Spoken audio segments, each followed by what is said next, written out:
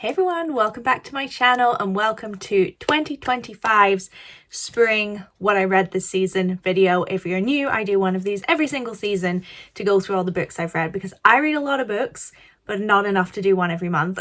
For example, the first month of the season, which for me, I kind of start a month early. It doesn't matter, but I started February, March, April is kind of what I do my spring reading in. February I don't think I read a thing, honestly, whereas the other 2 months I read loads, so it just shows that's why I need to do it over 3 months. It's a lot of books. It's 1 2 3 4 5 6 7 8 9 10 11 it's 14 books this season. I feel like winter I didn't read as much, so it's good to kind of get back into the zone. So normally to start with I will do any rereads. Didn't do a single one. Spoiler alert. Didn't do a single reread this season. If you wonder what that is, by the way, it's just my fan. I feel like I should point that out because it looks kind of weird.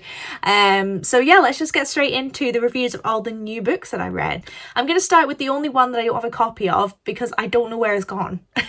Like I genuinely have no idea what happened to it. It should be around here somewhere and I just can't find it, but it's Brave New World.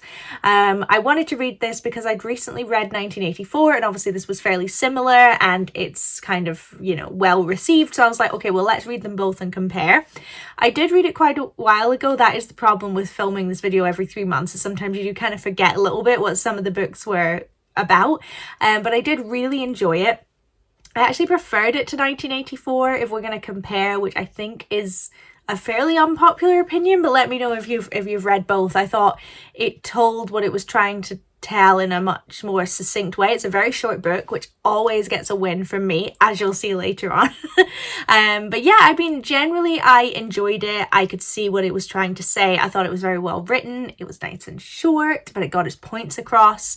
I really enjoyed it, but to be honest, I don't really have more to say about it, and I always feel bad when it's quite a famous book like this. I feel like I should have loads of analysis, but no, I mean, I just enjoyed the book and I would probably read it again at some point. Okay, now we're getting into books I actually have copies of. I'm a little bit nervous about this video because I don't know, I seem to have kind of gone into a dark place. I read a lot of really depressing books. I'm all right, don't worry about me. But there's maybe 2 books here that are like fun. So I'm gonna try and, I don't know, I'm not going to do them all in one go. I'll try and like alternate. That's the word I'm looking for. But we'll just start randomly. So this is Never Whistle at Night. I actually got this one because I thought the front cover was so pretty. It's gorgeous. And it's an anthology book. So it's lots of different Native American, First American writers. And they each write a little short story. But the idea is that they're dark fiction, horror, that kind of thing. Generally speaking, I really enjoyed this book. I think I missed a lot of nuance, not coming from the Americas, and coming from a place like here in the UK, we don't really have like Indigenous people, you know, as a culture. So I do feel like maybe some of the nuance was lost on me. That being said, I really enjoyed it. Some of the stories were really good. I found for me the stories I enjoyed the most were ones that include sort of Native American mythology, like the Wendigo and things like that. You know I love a Wendigo.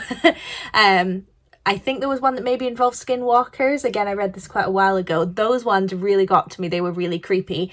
Then there was some where it was quite clever. The horror was kind of the horror of being a Native American person in current America and the kind of repercussions of that. They weren't all winners, but that happens with anthology. I'm not sure I would sit and read the whole thing front to back again, but there's certain key stories that I would certainly, you know, pick up and have a little read of or encourage other people to read if they wanted something short. So definitely glad I picked up this book and it was worth it just for the gorgeous cover. Okay, next we'll do maybe the hardest one to read, maybe the most depressing. So it's a graphic novel and it's Maus by Art Spiegelman. I had heard of this book before because if you ever look up most disturbing books, worst books to read, that kind of thing, this one always comes up. I'm going to try not to flash it too much because I've just realised the front might get me demonetized. But long story short, let me find a page that's not so bad. It's a graphic novel. It's all in black and white, and all the characters are like mice and cats and things like that, just to make it a little bit easier to stomach since it is in the graphic novel sense. And he's telling the story art of his dad and mum and their experience, because the dad's much older, and he's sort of telling him his experience of World War II and being Jewish in Poland. And I won't use any other keywords because YouTube likes to be funny about that, but you can imagine the kind of experience that they had, and just kind of the horrors of it. So this one is actually the 2 graphic novels put together. He did it in 2 parts. The first part is more about life in Poland as the war was happening and kind of the struggles with that and the rise of anti-Semitism. And then the second half is them in the camps and then coming out of it again.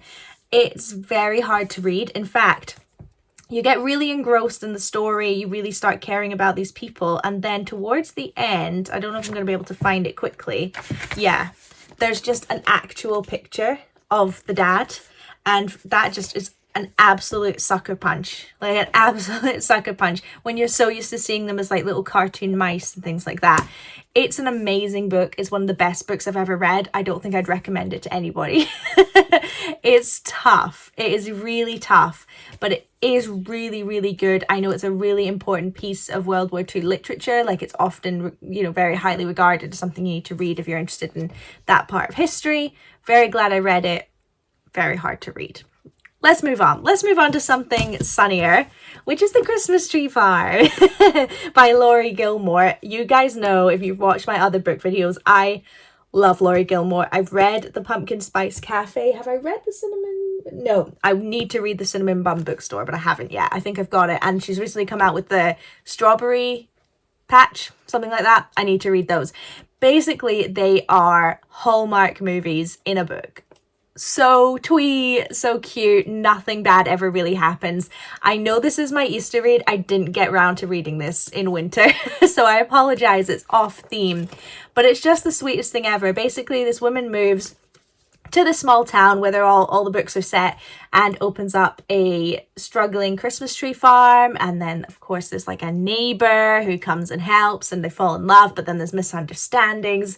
You get the gist. It was so fun to read. The covers are always gorgeous. You can get them without the sort of foil, but I mean, beautiful. Why wouldn't you want the one with the foil?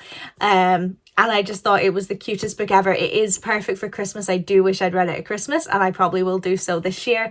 But it's the sweetest book. They're not that long. You could get through them in a day if you really wanted. I like to take my time with them, but yeah, just beautiful. Definitely needed after some of these books that I've read. Okay, the next one is, I read The Fellowship of the Ring by J.R.R. Tolkien. You guys may know I read The Hobbit, and I kind of had mixed feelings about it. I liked some of it. I hated some of it. I thought, we'll keep going. We'll start the Lord of the Rings series. So yeah, this is the first one, Fellowship of the Ring. Guys, I hated this book. I can't believe I managed to finish it. First of all, the writing is freaking tiny. And it's not short. It's not long, but it's not short. And I just found it so boring. Fantasy is not my genre. Really, the only fantasy books I can sort of get through is Harry Potter. I read Narnia and it was fine. But that was kind of very low level fantasy. And you could argue that Harry Potter has a lot of, it's only like part fantasy. This is high fantasy. Maybe that's what I don't like. Sorry for saying fantasy so much. High fantasy I'm not a fan of. And I think this is really driving it home that I just don't enjoy it. I can see why people do, but like, there's so many pages of like nothing happening, and it's so long. I changed my mind. It's so long. Am I gonna finish it? Probably, because I have heard it gets better as you go along, but we'll see. It's gonna be a while, I think, before I pick up another Lord of the Rings book, because boy, that was tough. I hated it. Was like one of the few books where I was like, oh, I've got to carry on reading that today. It felt like homework rather than something enjoyable. No, not for me. Okay, we'll do another tough one, which is The Diary of Anne Frank. Great start. Diary of Anne Frank, one of the most famous books in the world. So I don't feel like I really have to explain it, but in case you don't know, it's a diary of a girl who lived in the Netherlands, a Jewish girl during World War II. And she kept a diary while she was hiding in an annex to avoid persecution. And it's a fantastic book. I really wanted to read it because I think it's an important book to read. Plus, watch my Amsterdam vlog, I went to the annex, so I kind of wanted to tie it in and kind of know the context of what I was talking about. So yeah, and I thought, to be perfectly honest, I was like, it's probably not going to be that interesting to read. Some parts are going to be interesting because obviously it's a crazy context to be in, but a lot of it's just going to be kind of the musings of a teenage girl. But actually, no, she's a very, very, very good writer, and it does keep your interest throughout. It's a fascinating story with so many interesting characters. It's almost as if you could make it up as a fiction story. It works so well as a book, and of course, it's just absolutely tragic. I did read the end and then have to just sort of sit for a while and take in what I've read, and obviously going to see the annex after finishing it was something else. It's crazy to read it and then see it and experience it with your own eyes. Definitely think it's a must read book at some point in your life because it's a toughie, but very important.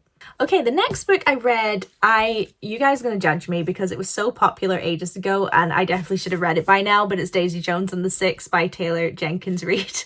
It's got a TV show, like everyone's read it. I have not. I've not read The Seven Husbands of Evelyn Hugo either, so I should probably do that at some point. But I saw this in the shop and I was like, everyone says it's good. It doesn't really appeal to me, but I'll give it a go. So if you don't know, it's basically like a mockumentary about this obviously like fake band that was around in the 70s, Daisy Jones and the Six. And it's got lots of interviews from people who were around at the time and kind of tells the story of how they formed and fell apart and all that kind of thing. And again, I was like, it's an interesting concept, but guys, I loved it. It was so good. I can see why everyone loved it so much. To be honest, it was a bit of a slow start for me to kind of get into it. I was a bit like, I'm still not sure. But then as you get to know the characters properly, it just strangles you. I don't know how else to say it. It was great. All the characters were really good, really well thought out. The storyline worked really well because part of the way through I was kind of like, where's this going? Like, I don't really see like it ending other than just, and then they broke up the end. But no, it's written so well. It really makes me want to read more from this author, which I definitely will at some point. But guys, I've got so many books to read. I think, this shelf, you can only see part of it. That's all books to be read. And they're just ones I've bought. They're not even like my full Goodreads to read shelf. Follow me on Goodreads. It's in the link below. It's in the description below. But yeah, I don't want to spoil it too much is the thing. But if you haven't read it and you're thinking, oh, maybe not, definitely give it a read. It's really powerful, really good storytelling. And I'm definitely recommending this to other people I know. I think it'd be quite a good entryway into reading again if you were maybe in a bit of a lull.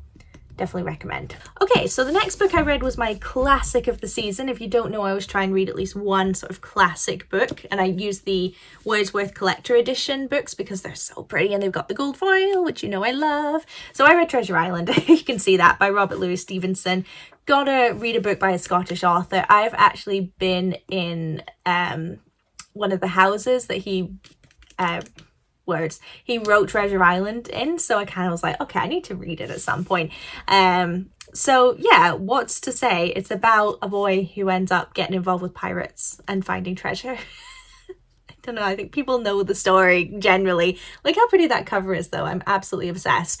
And again, going into these classics, I was a bit like, it's gonna be a bit boring because when was it written actually? I don't know exactly, but I'm pretty sure it's Victorian. It normally says first published. No, it says published in 2018, so that's definitely not accurate.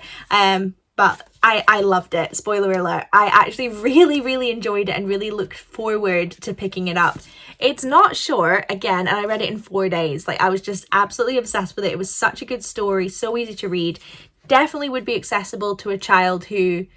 Well, a child at the time would love it, but a child now, if they had quite a high reading level, because it is written a little bit old-timey, they would definitely enjoy the story, and I can see why it's persevered. I can see why it's really affected the sort of pop culture view of what a pirate is. Very important book, I think, and I just had a lot of fun reading it. That's what it was. It was fun. Really enjoyed it. Okay, this is my... Oh, no, I lied. This is my second to last really depressing book. You can see I'm reading all about a certain topic of which I will not name because then YouTube will block this video. It's so dumb. So I read The Zone of Interest by Martin Amis, because I loved the film. It was my absolute favourite film of last year. You might be thinking it came out 2 years ago. It didn't in the UK. It came out in January last year. And I just loved that film. Like, loved is kind of a weird word, but I really appreciated that film. I thought it was so clever. So I was like, I knew it was very, very loosely based on the book. I was like, let's give the book a go. It's even got the movie poster, which I hate, but it was the only one I could find. I really hated this book. I was so disappointed. And it's nothing to do with like the concept. It was basically about this people who sort of live and work around the camp. It kind of follows different perspectives. I had, oh no, and you can't even see, I had lovely art on my TV and you couldn't even see it. I've just realised, and now it's on an advert. You know what, it's fine. You know now that there's nice art on the TV that I did for you and then completely forgot to frame it. Yeah, it's nothing to do with the story per se. I think it's a very interesting story. It's the writing. I found it so hard to follow, and maybe this is just me. Maybe. Let me know if you've read it, if you feel differently. I found it so hard to follow who was talking, who they were talking to, what situation they were talking about. It moved so strange. They would use different names for the same person, but I felt not in a particularly clever way. And yeah, I just found it very hard to read, and I wasn't invested in the story enough to be like, okay, well, let's keep track. Like Crime and Punishment, for example, quite hard to follow, but if you're invested in the story, you kind of make an effort to be like, look back and be like, oh yeah, that was that person. This one, I didn't care enough. I just felt like it was very lazily written, to be honest. And I know it's just me. I know it is. I know it's just me being a hater, because lots of people love this, and obviously it made it to be a big film, if only loosely, and it is based on real life events, which are events I'm very interested in. But I just hated this book, and I would not recommend it to a soul. The film, watch it if you haven't. It's hard to watch, but it's worth it. Book, no. And to be honest, I might not even keep it. I might get rid of it, because I'm definitely not going to read it again. Okay, moving on. Yes, I'm still reading these. Alison Weir's 6 Tudor Queens series. I don't read them one after the other, so it's taken me a while, and they are big books. So she has written a sort of fictionalized account of each queen's life, the 6 Wives of Henry VIII, and I'm reading them in random order. The only one I've got left is Catherine Parr, now that I've finished Anne Boleyn. But I really enjoyed this story. I left Anne Boleyn fairly late because I was a bit nervous. Number one, that I wouldn't find it that interesting because I already know a lot about her life and what she got up to. Number two, because I loved the Jane Seymour and Catherine of Aragon books so much that she's kind of a villain in both, and I was a bit like, oh, I don't know, I don't want to like her, but this book does make you like her. But at the same time, I think it strikes quite a good balance in terms of appreciating that sometimes she was a bit of a bitch and she wasn't always the nicest person, at least from Alison Weir's point of view. Obviously historians take things in completely different perspectives, but at the same time you still appreciated her. And again, when she died at the end, spoiler alert, I really had to sit for a few minutes. It was just so sad, especially because no matter what each queen's personality was, they were hard done by regardless, and in a position that was very, very hard to navigate. And for her to die at the end is really tough, and she does a good job. She always adds information, chapters at the end about, you know, some more context or why she made a certain decision and based on historical evidence. So there's lots of that if you're interested in that as well. But really, really good book. Hopefully you'll see Catherine Parr soon. There's loads more Alison Weir books. This will not be done, but at least the 6 Tudor Queens will be done. But I'm not rushing it because I really, really enjoy it. It's a really, really good series of books, and I very much enjoyed this one. Not my favourite. I think Jane Seymour, surprisingly, might actually still be my favourite, but really, really good. Okay, last of the really, really hard books. I read The Boy in the Striped Pyjamas by John Boyne. I'd seen the film, knew all about the book, hadn't read it. I've mentioned in videos before, this book receives a lot of criticism, and I think rightly so. I think this book perpetuates some very harmful stereotypes. I think it implies that you can only feel bad for the people who went through this if it was a little German boy and not a Jewish boy. I'm not going to go into details.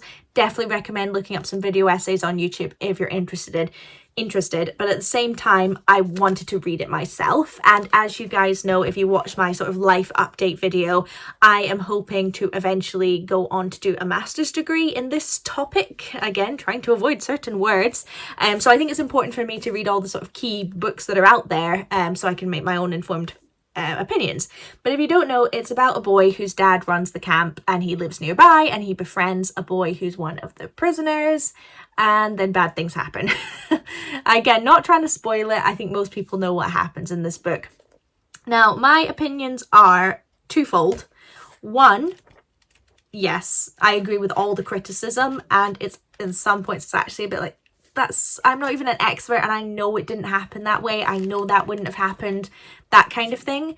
But if you just completely remove that and just read it as a bit of historical fiction, it's, again, enjoyable isn't the right word, but it's good. I enjoyed reading it. I wanted to pick it up and find out what happened in the next chapter. I was devastated at the end of the book. It was so sad. So it depends, I think, how you're reading it. I think if you know your history, you go into this knowing what this book is, it's worth reading. It's okay. Like, it's all right. It's all right to read. It's an interesting story with an interesting arc. My problem is when people read it blind and this is their only sort of historical education on this topic, especially when young people read it. So yeah, it's hard to recommend it, but I'm glad I read it. We'll leave it at that. Okay, then I read Killjoy by Holly Jackson. So this is part of her Good Girl's Guide to Murder series. To keep you up to date, I loved Good Girl's Guide to Murder. The second book I've read, where is it? Good Girl, Bad Blood. Didn't really enjoy it. There is a third one I'll need to read at some point. Didn't enjoy the TV show. So it's been very up and down. But this is just a little like side prequel book. It's very, very short. That's why I was like, I'll just pick it up, and then I'm getting close to completing the set. So basically it's about Pippa before the whole events of all the books happen, and her friend hosts like 1920s themed murder mystery night, and they have to solve the mystery. It's nothing but good fun. Like, that's all it is. It's not some kind of deep thing. It's not like, oh, someone actually died and they have to solve the murder. No, it's very, very light and fluffy, a bit of fun. It's a bit like the Christmas Appeal, which is like the companion to the Appeal book, which is a bit darker. This one, that's just like light and fluffy. It's the same sort of thing, and I loved this book. It was so much fun. I read it in 2 days. I could have read it in one, but I had things on, but I read it in 2 days, and it's really accessible. It's really fun. The characters are really funny. I am roasting, so I'm going to do this while I talk. I shouldn't have worn this fleece. I can't turn the fan on because it'll mess with the audio. And it's just like all the characters having a fun time solving the mystery. You can try and solve it yourself. It's multimedia, not as much as the other two, but there's an element of multimedia. So for example, it gives you like her cards that tell her alibi, but it's always got like Killjoy Games TM at the bottom. Like, it's very realistic. So it's a lot of fun. Had a good time. Would definitely read this again, especially because it's so short. We're on to the final two, guys. So I read The Final Girl Support Group by Grady Hendrix. Really enjoyed this book. It is about a group of women that meet regularly in a support group because they are all final girls. So essentially in like the 70s and 80s, they were all the final girl, the only survivor of like serial killers. So they're all based on, like, one is based on Texas Chainsaw Massacre, one's based on Scream, one's based on Saw. You know, they've all kind of got that vibe, and they've all had films about them and stuff like that. It's very, very tongue-in-cheek, very ironic and really funny, but pretty dark at the same time. So the idea is that one of the girls, the main women, they're all women at this point because it's obviously happened in the 80s and this is set in like the 2020s. She kind of realizes that they're kind of going for like an all-stars, and there's someone that's trying to kill all the final girls that are still alive. So she's kind of trying to figure out who did it and trying to save all the other girls who all have different opinions about things. And it kind of goes into the psyche of being the only one who survived. You know, some of them really fought to survive. Some of them it was just luck, and kind of talking about that.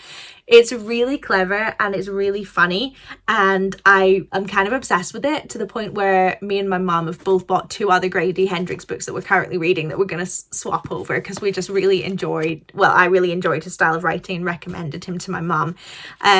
Really clever, really funny. My only, I suppose, criticism, if you want to call it that, is I think it would have been way more accessible, especially for the market it's trying to hit, is if this book was set in the 90s rather than 2020s, and then the women in it would be much younger and there'd be less, I don't know, they're all like homeowners with children and husbands, and they're a little bit older, and I feel like that kind of restricts some of the things that they can do. Whereas if they were maybe in their 20s, early 30s in the 90s, I think you could do a lot more. That's my only thing. So if this was ever made into film, I think they would probably do that. They would make them younger.